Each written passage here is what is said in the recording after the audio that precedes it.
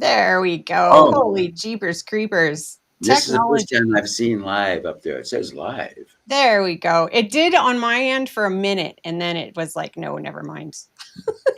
So I'm going to try this again. We're going to introduce you, David. We get to do this all. I get to learn so much from you as we keep going. So welcome everyone to Sky Notes. And we have a very special guest today. We have David Pond with us, and I don't have my script anymore. So I'm just going to say that David has written 9 books. He's published. He's an astrologer. He's been an astrologer for close to 50 years. He's been helping people. And he's here today to talk to us about the astrology of 2025 as a preview and what we can expect in 2026 and ways we were talking a bit ahead of time, ways to navigate it, different things that we can do to help ourselves and to help each other, because the transition is something else, isn't it? It is. It All is. right. So Lillian, do you want to start again with what we're going to talk to David about? I do, and I want to thank Linda Cheney for asking for us, and thank you all for being here. So the opportunity we have to talk with David is to discuss the impact of the upcoming change in signs, where the outer planets are going to go from earth and water into fire and air. Forgive me, I've got a little cough. And we were starting with Pluto, but I think we kind of had an accidental start. And David, I really like the direction you were going in, sharing what the difference was between the personal planets and the transpersonal. Let's go back to that, Lillian. Yeah. And just for astrologers and non-astrologers, people who don't know the language, when we talk about the personal planets, Sun, Moon, Mercury, Venus, Mars, they all change every few days. So they really describe our personality. Yours is different than mine. Lillian's different than Tracy. Lori's different than mine. We have different tastes, likes, things that we think about, all that, personal. Jupiter and Saturn, they take longer, and they get to a larger reality. You call them the social planets. Jupiter, it's the largest planet. What I look for reward. Okay, I like my life, but what's out there what's rewarding to me? What do I want to reach for? What's my nature, my attitude about philosophy, about life, and even my attitudes about generosity. Saturn, responsible Saturn, is a final planet that we can see, and it represents our responsibility to get into that culture. But what am I going to do? What kind of a job am I going to have? What am I going to do to contribute to the world? How can I? So up to there, these are all, we have personal, then social. The outer 3 planets, Uranus, Neptune, and Pluto, are called transpersonal because they're beyond the ego. They're beyond the range. You can't mold. We err with Pluto early in life by trying to direct it. It's like trying to direct God's will. I want it to be sunny today. Well, good luck with that. It's not. So when we get to the outer planets, they also change so slowly. Pluto, not until 2044, 19 more years in Aquarius. And we use history to remind ourselves of what kind of themes. Mark Twain said, history doesn't repeat itself, but it often rhymes. And that's what we do with astrology. We're not trying to predict, oh, yeah, that's going to happen again. No, but what's that theme? And when it moved into Aquarius, 1776, pretty important period, to 1797, the American Revolution, the French Revolution, for independence, for freedom. These are Aquarian themes. That's going to be there for 20 years. And we're going to have that issue, diversity. Of course, AI and all of this has influenced Aquarius a lot. And that's going to be a lot. I work mostly with consciousness with people, helping them deal with their issues. But this year is unique, Lillian, Tracy, in that no year ever before in history has every planet changed signs in the same way. Yeah, that's a big wow. Whoa. And energetically, we can all feel it. There's a shift in the field around us that we all live and believe and have our being within. It's shifted. So it's moved from the elements. Now this is gonna vacillate for the rest of this year. It says Saturn and Neptune move back into Pisces. but they're moving basically from earth and water to fire and air. If the four elements, fire, air, earth, and water are the denser, the slower moving, is going to change. It just, the material. And the outer planets, the fire and air are quicker, lighter, brighter. I'm quite excited about this in my own life because it's lighter and brighter material. It just is. We have to shed our heavier, denser karma that we've all been carrying around, because this isn't that time. Many of us feel like shedding stuff. In the Capricorn era, we're substantiated by our stuff. I want some more things. Look at my car. We're moving into non-stuff. It's not about stuff. And many people feel that. I just want to get rid of some of this stuff. I don't want to be defined by that. So Pluto moved into Aquarius, then Uranus, which had been 7 years, into Taurus. It doesn't do well. Taurus is an earth sign, doesn't like change, wants stability, wants status quo. It's least resistant to change, doesn't like change. Uranus is about change. That's what it does. It just shakes things up outside of our control. And outer planet transits are nutty for people who are just five senses, ego encapsulated in their view. Then half the world probably is that way. Just if I can't see it, touch it, smell it, hear it, it ain't there. Many of us, vast number of people, have become multisensory. They're not just in their mind and their ego. They're awake to their intuition, their feelings, vision. How many people, see, this is really quickened energy. I just ask your clients or listeners, raise your hand. I won't be able to see it, but anyway, Yeah. how many of you have had increased woo-woo activity in your life? Oh my goodness. Intuition, phenomena, telepathy, experiences with communicating with animals. How many of you have had, things disappear and it's just gone? It's just gone. And it can't be possibly over there. I never go there, but that's where I find it. Yeah. How many of you have an increased woo-woo? There's a quickening in the field. Mhm. All of us towards more psi phenomena, more telepathy. Uranus has moved into Gemini. Now it's going to retrograde back into Taurus up until next spring, and then it'll stay in Gemini for the next 7 years. But in Gemini, it's free to fly. Yeah. It's like letting an eagle out of a cage. Uranus rules Aquarius, another air sign. Uranus is also in perfect harmony to Pluto, another air sign. So I call this a time for super learning. All of us should be becoming aware of communicating with things that we hadn't communicated with before. Gemini's communication. Uranus says, well, let's go beyond Saturn. Let's go. So I'm ready for ETs. I'm ready for space buddies. And I think, we're going to take me to your leader calling card soon, I suspect. But that's what I was looking for. Or earth fairies. I was thinking, well, we're going to fairy spirits. We're going to communicate more directly with life, or, have more direct communication. How many of your listeners, and have you two become aware of the telepathy tapes? Yeah, that just came up recently. Somebody wrote something in Substack about that. That's starting to listen to yeah. it. It's 10 episodes on Spotify, and it's about communicating with what we didn't communicate with before. I think of it as mind candy for all of us. It's like, yeah. Basically, researchers were working with autistic children who we thought of as quite dull because they didn't speak, so they probably don't know anything. Well, they taught them iPads and how to use letterboards. Well, they're brilliant, and many of them incredibly telepathic. As an example, Rupert Sheldrake or other famous good scientists would hold an experiment, introduce you to one of these autistic children that have face-to-face imprint, send her into the next room, close the door so she can't see anything.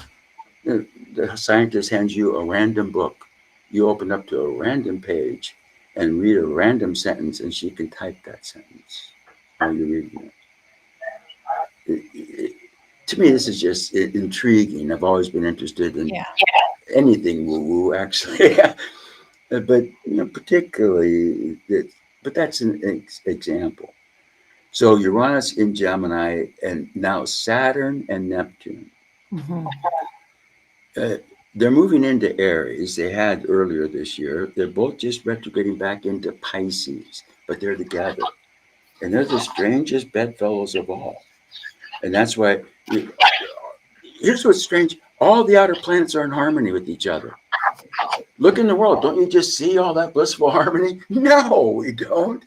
It's freaking crazy out there. And it feels anything but harmonious. But yet it's there, astrologically. If Saturn is your ability to be tuned in for me on time, it's a worldly responsibilities, it's 3D world. Neptune's imagination, it's dreams. We usually use Neptune to escape Saturn after work, or go to the bar, down a few drinks, go home, have a few puffs, and like they leave it all behind. That's Neptune escapism, but it's also spirit. It's also our connection via meditation or any kind of sacred activity. I do meditate, but my wife Lori goes for walks in the woods, and it's not exercise. It's like walking with a fairy spirit. She's communicating with the trees. They know her. She knows them. She gives them flowers. That gets you there too. That's enchanting.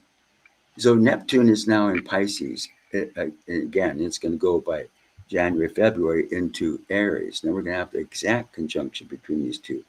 They've been within 1/4 of a degree with each other already. They're that close.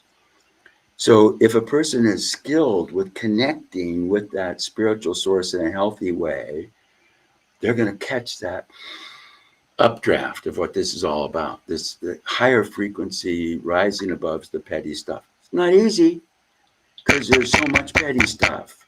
I mean, there's so much noise, the news, and how do I quit thinking about that? Well, go for a walk.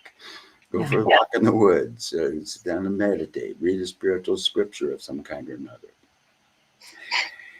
People who don't do this, a lot of people are going through Neptune dissolving Saturn. They just feel hopeless, and what's the point? The government's going to do what it's going to do anyway. Oh, fuck it. They just, have a real hopelessness about it. So it does take some work to get to that. We can be aware of the meditative state, but that's different than meditating. We can be aware of the way Lori feels on her walk, but that's different than being on the walk and doing it. See what I mean? You have to do something to shift your energy, because it's the strangest thing when I look at all the incredible harmony that's going on in the outer planets, which are formative. They're the zeitgeist that last for long periods of time. So Saturn and Neptune have met to get back into Pisces. It's a water sign. Emotions. Murkiness. We have to work with our emotions. Anything but that. No. Well, we don't have much of a choice right now with that. I think, what do we have? 7 or 8 planets in water. I don't think we're being given much of a choice at this particular moment. Right, Tracy. It's no. We're gonna. How skilled you are at working. Of the 4 elements: fire, air, earth, and water. Water is the least understood. Fire people, we love their enthusiasm. Air signs, they're such brainiacs. We like their books and talks. And earth people build such cool stuff. Water people, you're just too sensitive. I mean, we don't understand the value of that deep as a culture. Yeah.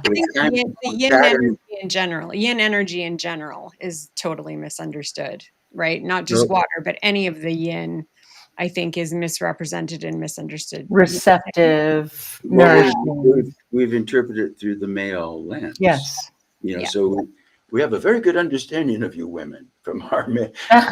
Not we, you, but you know what I mean? It's like a satisfying understanding, right? Like our understanding pleases us. Right. And we'll explain it to you if you'd like us to. One of the things I was picking up from what you were saying, and I don't want to divert too much, but it would be remiss of us not to talk about the chakras. And I really enjoyed when you discussed how that's an inner authority. And in particular, what I was picking up is maybe now is not the time to be inactive, and whatever you call a remediation or a fix, start employing that now. So I was thinking about, I do Feldenkrais, and in Mm. Feldenkrais, they're like, do an organic workout. What's an organic workout? Well, I'm getting older, so it's getting down on the floor and getting back up, because I've heard you fall a lot. So why not learn about that? And then the next one is, to your point, we have a pond with fish in our yard. So we are fish care environment people. Mm. And one of the things that happens is it's filtering, when we talk about water, out the leaves. And then I'll start to hear this sucking, which I also kind of felt when we're thinking about going from water, sucking, and then poop, or pop, we're out in the air and the fire.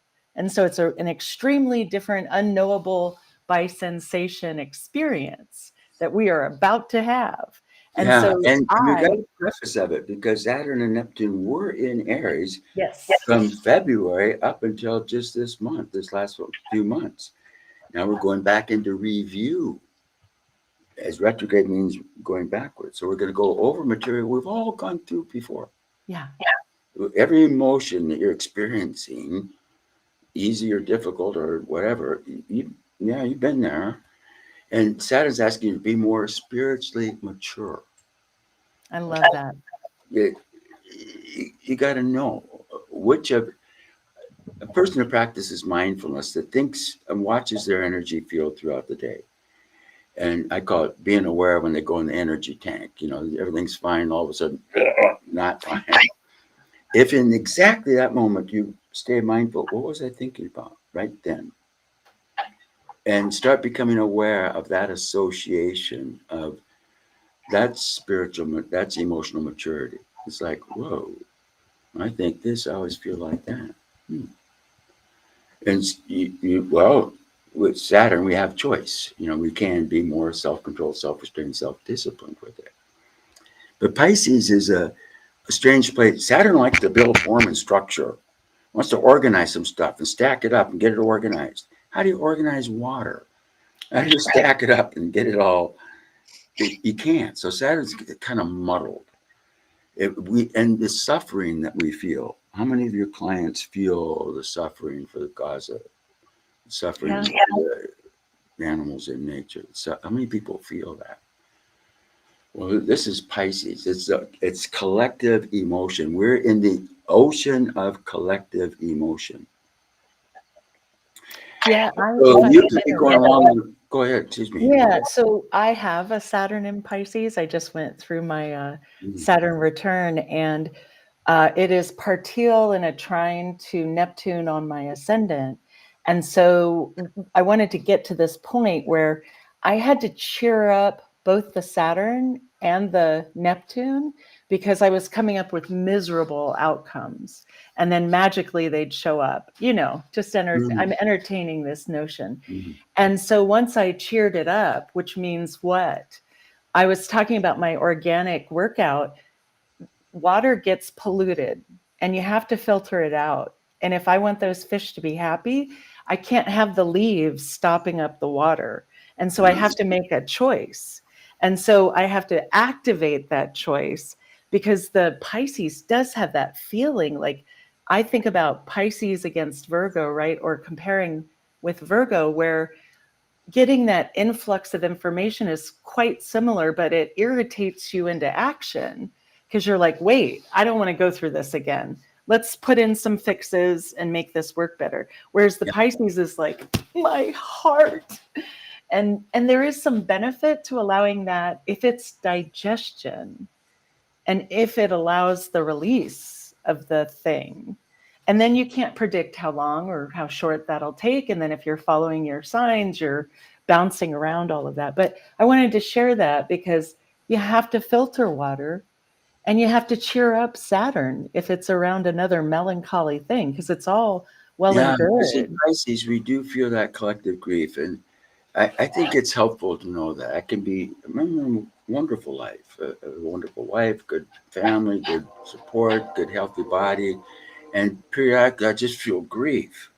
And it's like, I crudely say, I know it's not healthy to carry that. Crudely, I say it, 2 drowning people are better than one. And me going down into the tank isn't going to help them. So I have a practice with the chakras because I use them to monitor my energy a lot throughout the day. It's a wonderful tool because you don't need an astrologer. You carry your chakras with you. Do you have your chart? No, but I got my chakras. There's only 7. But the lower chakras, I feel it. I feel that grief. Oh, low in my gut. I'm just aware of how many people are suffering today. I pour it up into my heart chakra to be more compassionate for the needless suffering. Life has plenty of natural suffering, but so much needless suffering that just have compassion and then release it through the crown. Feel it, bless it, release it. And I would recommend that as another technique for people. Well, what do I do about all this grief that's in the world? Well, it's not helpful to be grieving about it. It's helpful to be aware of it, but feel it, bless it, release it in genuine practice. You'll pull out of that feeling. You'll still be aware of it, but you won't be mired in it, right? That Saturn in Pisces doesn't know what to do. Virgo says, make a plan, figure it out, fix it. Pisces, what? It's like being in an aquarium and wondering, where's my fire? Yeah. So in Saturn, we're aware of this grief, but oh God, help us. We need help. Help us. We want our ascended beings. Saturn moves into Aries, the sign of action. We're going to do something about it. Aries says, if I'm sad about the nature of the forest, I got to get out there and contribute, volunteer, help with animal life. If I'm concerned. So Aries is about taking responsibility. Neptune is so strong in Pisces. It's back into Pisces. It's the strongest sign. It's been there for 14 years. It just moved into Aries. Now it's back to Pisces. If any of you are real close to awakening to your spiritual side of your character, Pisces is your inner world. You are the only custodian of what's going on inside there. I can show you the news of what's going on out there, but inside out, you're the only one. And with Pisces, you have access to your higher self. Any attempts to pray, meditate, tune into higher inspiring forces, it's accessible. Find it, engage it, feed yourself with that. Mm-hmm. Neptune's what we glamorize as a culture. Do you know what the word glamour comes from? Remind me. It's pixie dust. It's what the leprechauns had their magic bag of dust and they sprinkled it on you to make you magically delicious or whatever. But it's pixie dust. So it's what we're enchanted with. And here's the concern when we think of history. Last time Neptune moved into Aries was in 1861. Mm-hmm. And the very next day, the Civil War started. And there was glamorization. It was, history shows that there was no trouble for the North or South to get plenty of enlistments because families were proud to send Johnny off to vanquish the enemy. And they probably watched it on, I heard of picnics on hills or trying to, won't this be entertaining? Well, it probably wasn't. So that's there. But Aries is about the personal sense of self. I am. In Pisces, we need spiritual help and need spiritual assistance. And well, what am I doing? You have to take responsibility for your life. If you can take responsibility, here's a measure. If you can take responsibility for all the choices you've made in life, and if you can take responsibility for the consequences of those choices, sometimes we kind of messed up. Can you take responsibility from here? Right. If with Saturn's in Aries, if you're any type of blame or victim, the dog ate it on the way to school and all situations like, yeah, I was gonna, but they wouldn't let me. That's not Aries. Aries is you have to take responsibility. Can I just jump in? Please, Tracy. Jump in before you move off of that point, because I think that what's interesting in what you're saying is that Saturn going back into Pisces. So the Saturn and Pisces piece that struck me was how time has been so warped, and time and space, and even trying to remember things in this Saturn and Pisces time. It's not linear, and it's very discombobulating sometimes. But at this time, we're getting this final, in through what you said, we're getting this final opportunity to go to the past and forgive ourselves, because Saturn and Pisces, there's no time and space. So you're actually being given an opportunity with also Neptune and Pisces to sit with yourself in all timelines, forgive, accept, take responsibility. Tracy, I think you hit on a sensitive issue for many people. Many of us on a spiritual path are large enough of soul to forgive other people. Like, they messed up, so be big. It's not easy to forgive self. Forgiving self is another order. I can't look in the mirror and forgive myself. Oh, it's not so bad. You're okay. It never worked. It's not. Just share something. It's not until I learned through meditation how to get in touch with my higher self. Mm. We all have access to our higher self. We know what that is. When I'm in my higher self, I can forgive my lower self, my human self, my Davidness. And then it's more like acceptance. But it's worked for me a lot better than trying to. Self-forgiveness never made sense until I could get up into my higher self that could accept and understand and see. So just a recommendation, you get up in your higher self if you want to work with self-forgiveness first. And from there, forgive your mortal self, this embodied self. There's also a biological piece. I have a cat, so I'm always trying to figure out what enrichment would serve him. And when I work with animals, it's more clear how much I don't know. But say for myself, right? The piece about forgiving, I really love that notion. For me, it was forgiving, I don't know. I first started to see the people who I thought were hurting me as children before any of sort of nefarious thing could occur, to release that part, to connect to the humanity, right?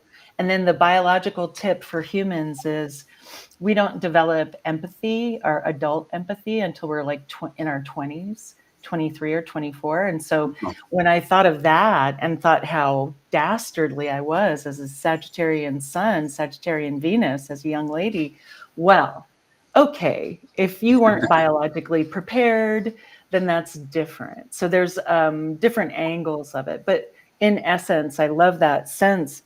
Even when you were saying about the Pisces needs spiritual support, like get a spiritual team, find your ancestors, the ones who weren't hurting people, I suppose. And yes, we all hurt people, but we're talking that difference between the hurt that comes, a loved one being injured, versus the hurt we build up, which it may be unnecessary in its entirety. So I love that. And I just wanted to make that note about empathy. Is there a way I can share my screen and pull up an astrology chart for clients to see? If you look down at the bottom of your screen, do you have a little computer screen with an up arrow? Yeah, it's down. They're down, the video down. There's nothing up. I have settings. Let's see. If you run your cursor over the icons at the bottom, does one of them say share screen? Oh yeah, it looks like a monitor with an up arrow. Share screen. There you go. Okay. Choose what to share with you. Select tab to share. How do I do that? Entire screen. It's sort of like technology's the third interviewee. Yep. Okay. Yep. Let's. Hey, yeah. Add to the scene. Let's see. Are you seeing the chart now? Yeah. Yep, we are. Well, this clients, listeners, friends, this is a horoscope for this moment. What we've been talking about out there, we can look at visually here. And here's this Pluto having moved into Aquarius. And here's the Saturn-Neptune conjunction in Pisces, these strange bedfellows. And one more image I want to share with this Saturn-Neptune. It's about fusion, how to fuse these two. I was listening to Ajay Shanti. He's a good meditation teacher on YouTube. And he was talking about how many of us meditators will use our practices, our mantra, our counting, our breath, to quiet and calm the body, to quiet the mind so we can get up into the world of spirit. And I'm wondering, I wonder where he's going with that. That is my practice. But he just mentioned as a story, he says, well, consider the story of when Jesus was baptized. The symbol was the descent of the spirit dove into his body. Isn't that an interesting image of fusion? Beautiful. Now, for me, it's been helpful because I still get up into that transcendent peace. But then to close, I bring it back down into my body. I want to embody that. Mm. So that would be an image of that Saturn-Neptune conjunction that we see. And now notice we've been talking about, here's that Pluto, trine Uranus, both of them in harmony to this Saturn-Neptune conjunction. Notice something else. Can you see this green triangle I'm tracing? Are you following that? Yep. This is called a grand trine.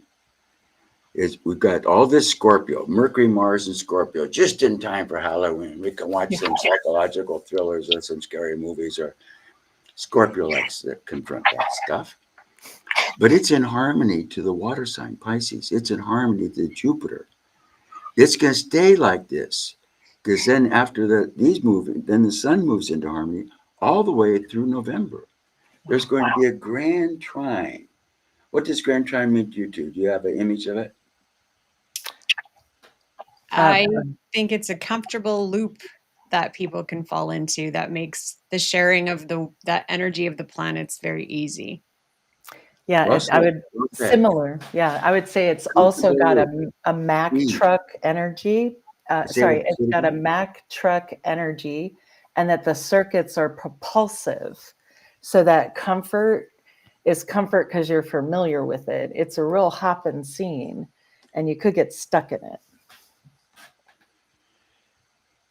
Okay, the grand trine is said to be the most harmonious aspect known as astrology, right? Yeah. You not just have a trine, you have a trine with another trine. So that element is just flowing. You mentioned that interesting word. Water has to be moving, it has to flow. If it gets stagnant, that's not good. So, getting that energy moving. But doesn't that look like there's a great deal of inner peace available in this time of tremendous turmoil that the world, I put on the news in the morning just to scare myself. It's Halloween season, I don't know. But nonetheless,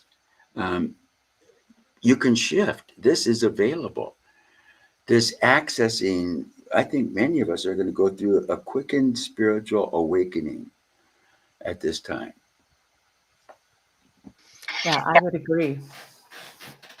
But isn't that interesting to see that when you read the news or look at anything of this sort? Okay, stop sharing. How do I get back to this? I think we're good. Okay, good. Yeah. So Jupiter, by the way, we all like Jupiter because it's where things happen easy. There's more reward.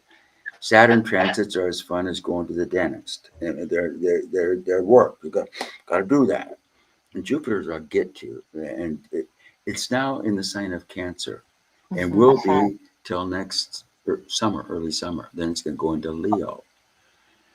But Jupiter in Cancer is, I call it a counterbalance to all the cosmic. We're talking cosmic. We're talking evolving. We're talking evolution, awakening new levels of consciousness. Oh my! Jupiter in Cancer is talking about dinner tonight.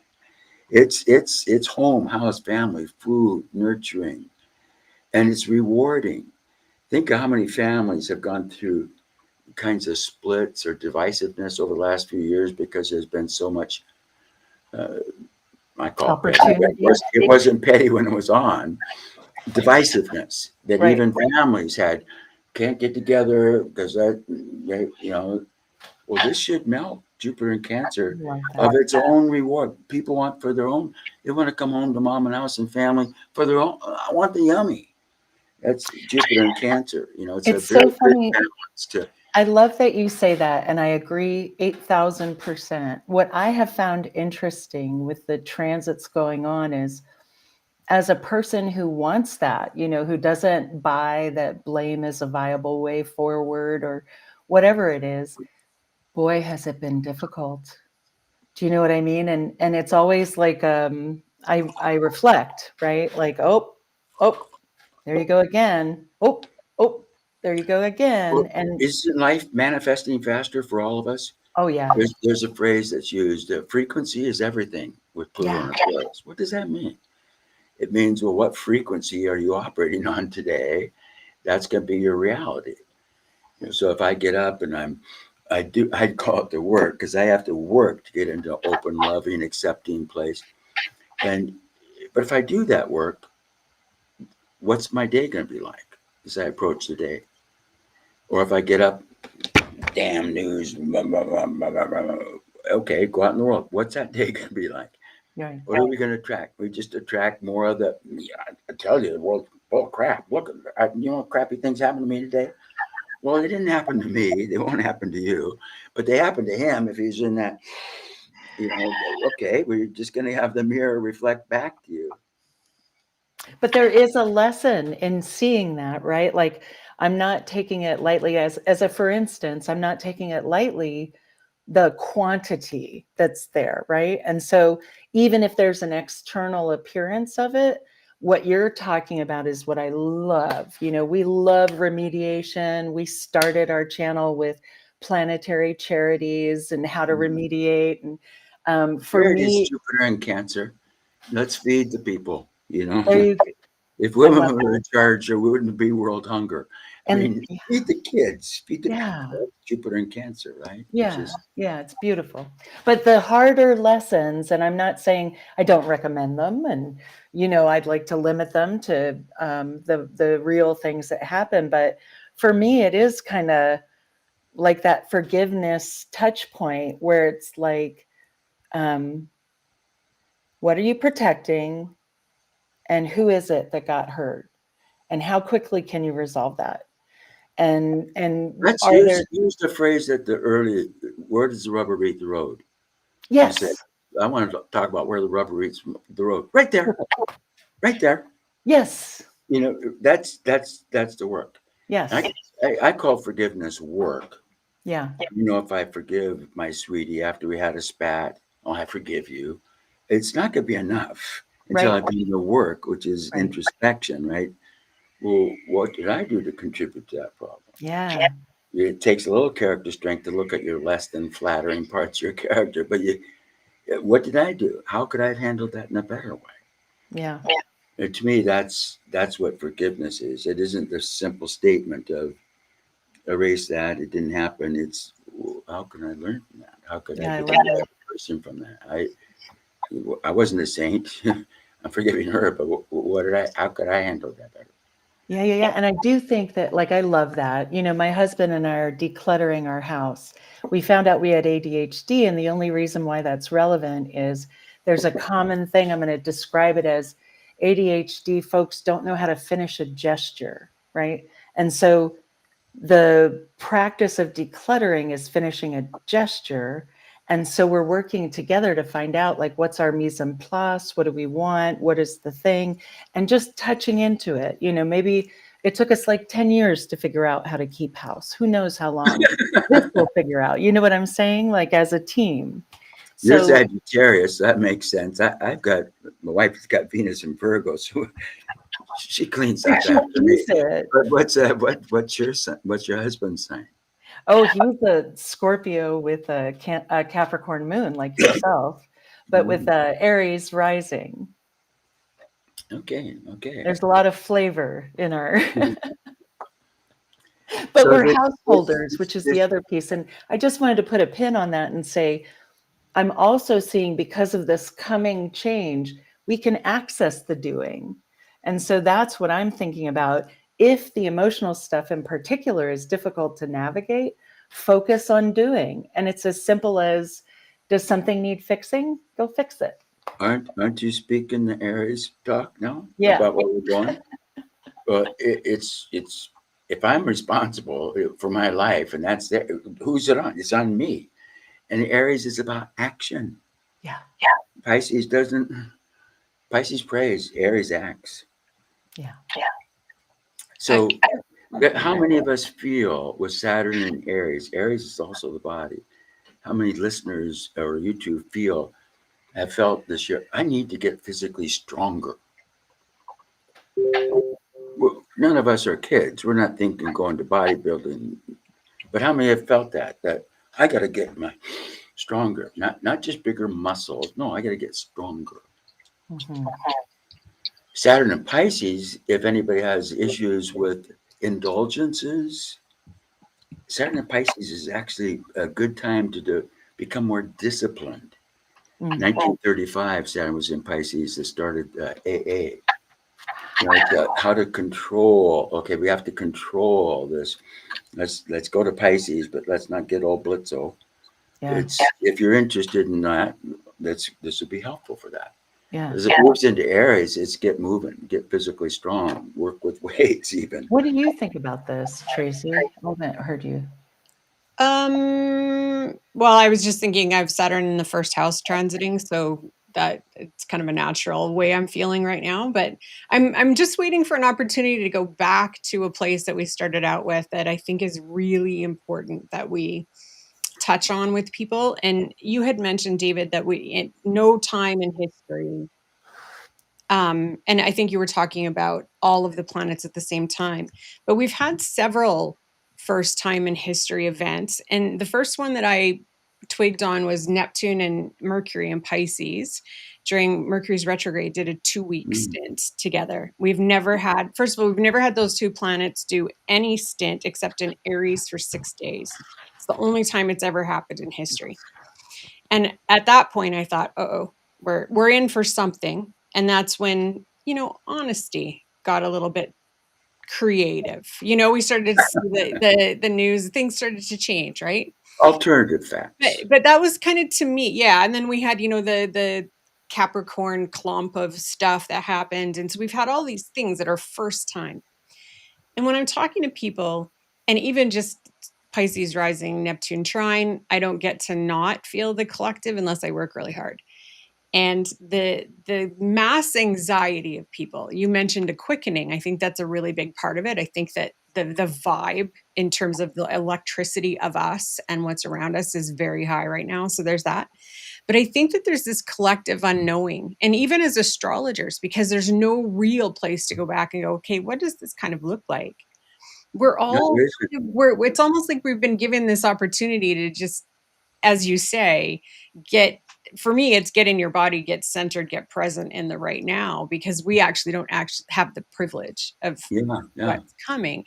And so that anxiety, that collective anxiety for people, I think is real. And so for us to, first of all, acknowledge it and honor it, I think is important so that people understand it's not just the news, right? Like turning off the news isn't going to be the only thing that helps. As you've No, mentioned, no. nature and all of that. How's So, people's sleeping patterns? News isn't on in the middle of the night. How many times were you awake last night? yeah. Well, most of the night, probably. So quickened energy. Is that a good word or a bad word? It's quickened energy. Is that good or bad? How can we tell? Well, people who are feeling this energy and they don't know what it is, it's bad. I'm feeling my body's vibrating. I'm anxious. I got a twitch in my eye. I'm not sleeping. Eating for not good. That's not good quickening. No. Let's think of quickening as increased chi. Mm-hmm. Quickening means energy. Chi. Why am I drinking coffee? It's fake chi. We like energy. Yeah. But is it circulating? And any time that we're in a state of anxiousness, isn't it true, Tracy? Anxious, we're What is the breath doing? It's not, Mm. it's not a secret. What the breath isn't working. If your energy follows breath, if you're what's your breath doing? It's anxious, it's restricted, it's tight. What's Mhm. the solution? Breathe. I mean, it's too simple to believe, but I love the slow alternating the energy nostril down breathing. and align with it, circulate it like they do in Qigong. Picture circulating this energy through you. And I say go with the radical energy shift. If you're awake in the middle of the night and you're more awake than you would be at noon today, get up and do something with that energy. It's maddening to try to go back to sleep when your body says, I'm awake, I got ideas, let's hit it. And this is time to break all patterns. Pattern, the Capricorn's about the rules. It's supposed to. I need 6.5 hours sleep. These are the rules. This is the rules of culture. This is the rules. What's Aquarius think of rules?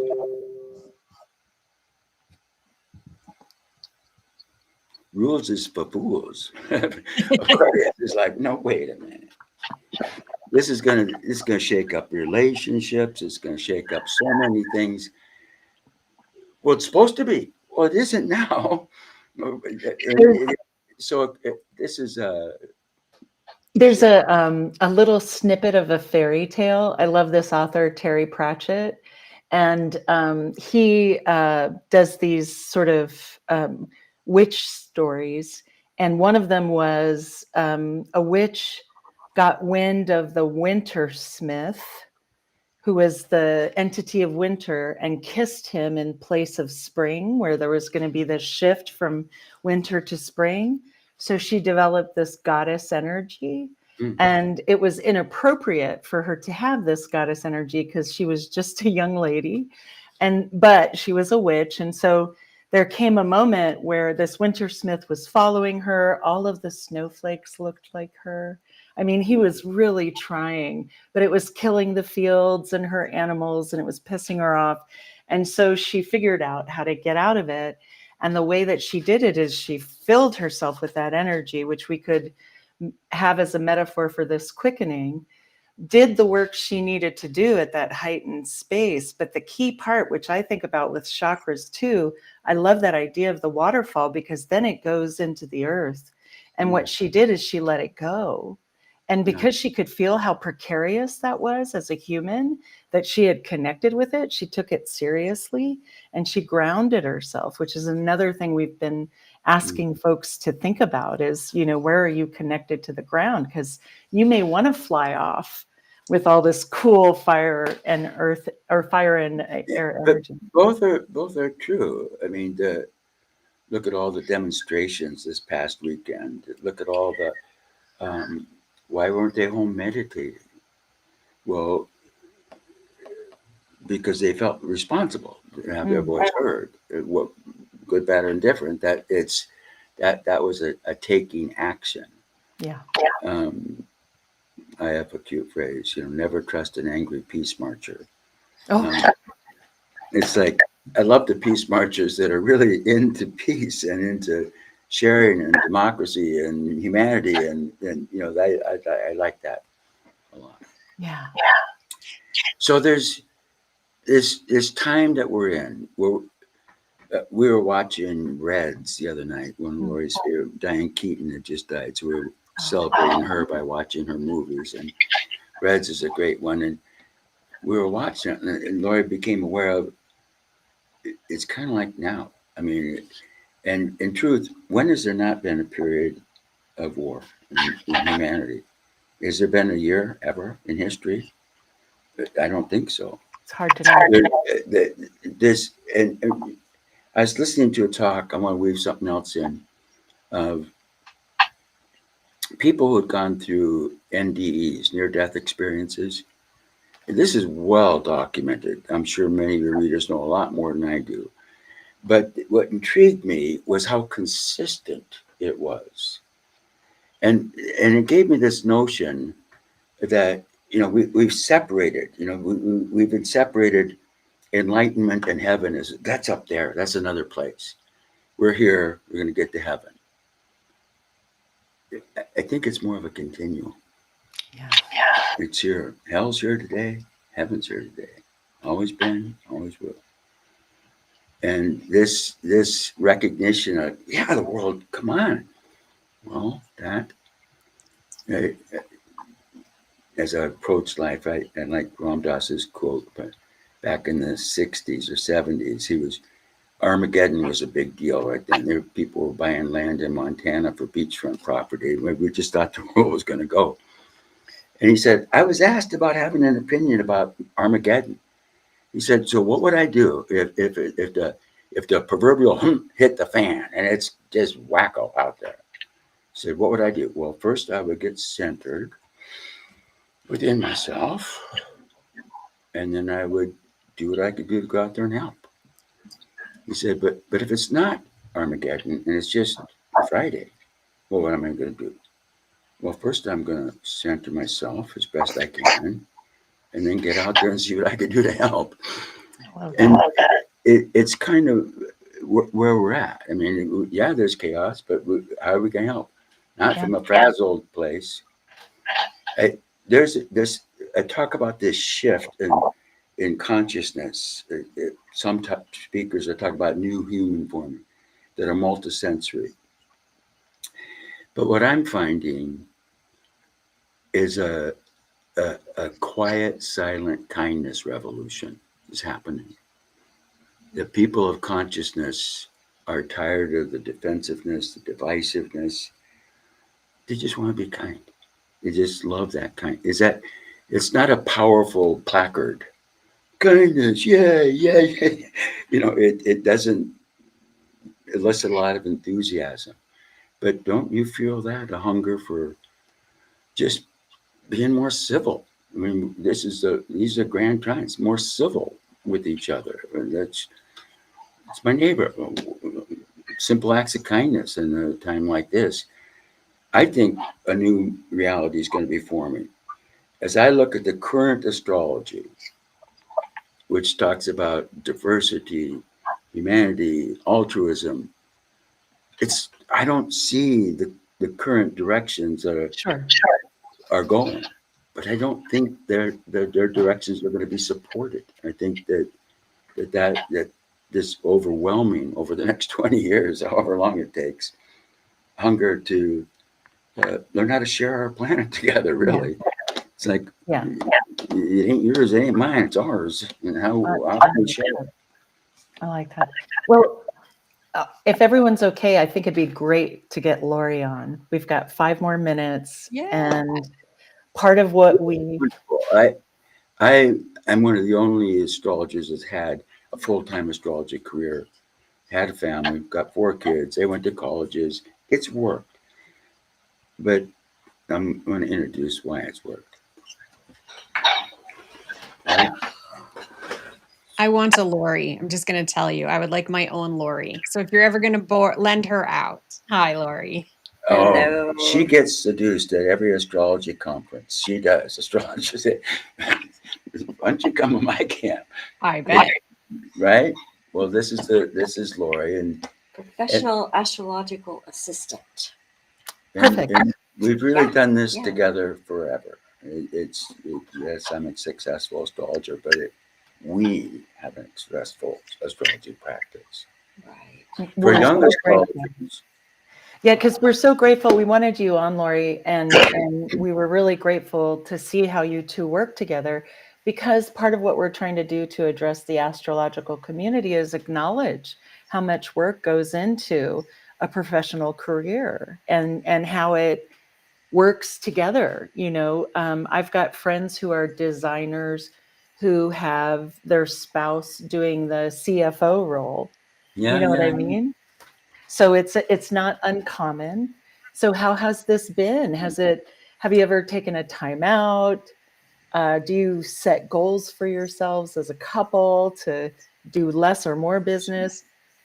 What do you think? Well, we've always worked together. We met as school teachers, elementary school teachers. Oh, I love that. Yeah, David discovered he was more interested in the children's charts than their math scores. And he sort of started moving in that direction. Um, then, restaurants, communes, but we've always worked together. So it seems really natural to me. It's just kind of part of life. And like you said, 4 kids, I got to be at home behind my desk. I answer the phone to do the scheduling. There might be a baby on my hip in the restaurant days when I waited tables. I mean, but it's always kind of been part of a whole.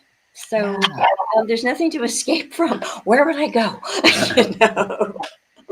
That's a dream. Comes pretty naturally. That's And great. have you studied astrology, Lori? Do you like? I've never studied it. I do, of course, read his books. I usually do the first edit. And my weeklies. I have a knowledge of it, but I've never been a serious student. I've never given readings. At one time, David was traveling, and I did have a client call one time, and I said, no, he's out of town. And she said, well, you're around him all the time. Would you just lay some cards down? And I'm like, okay. But as far as a serious student, I'm really happy with the background role. I like low pressure. Is that last quarter moon? What is that? I'm not sure. But it works for me. One thing that, I'd like to share with young astrologers, because there's a wave of astrology that's growing bigger than it was in the 70s. Young people, many of you are ready to become professional astrologers. And I want to tell an article I read probably 50 years ago when I first started thinking about becoming a professional astrologer. And it was in the Sunday newspaper, the parade section. And they featured local whatever. Well, this one was about the 10 top artists in Washington, carvers, painters, and musicians, and I read it just because I was curious. I thought of my path as somewhat artistic and creative and different than just a job. And they were all asked at the end, what's led to your success? Why are you successful? What's led to your, actually being able to do that rather than just have the skill, but your business? They said, two-person. They all said, it's business skills. Exactly. I do have Moon in Capricorn. That just resonated with me. But we work our office like an office. We don't take, we're here. We work. Perfect. And if we don't have clients, then you work you still put in your office time. Prepare your talks, something that you're writing. But, you can't wait for it to happen. You have to create the space for it to happen. And it starts happening. Well, thank you both. It was really great to have you on, and it's been a great discussion. So really appreciate it. Do you have any last thoughts, David, that you'd like to share with our audience before we go? Well, I don't. I think you got the best of what I got. That was a great discussion. Thank you so much for sharing your wisdom with us. Thank you for being here. And Lori, for everything that you do. It was a pleasure working with you as well, because you were most of our communication leading up to today. So it's been great. Thank you so much. And thank you both. You're wonderful hosts and interviewers. It was thank you. Thank you so much. And next week, we're going to be back talking about the Halloween chart and the history of Halloween and all those good things. So join us next week. Thanks, everybody, again. And we're going to be out of here. Bye. Bye now.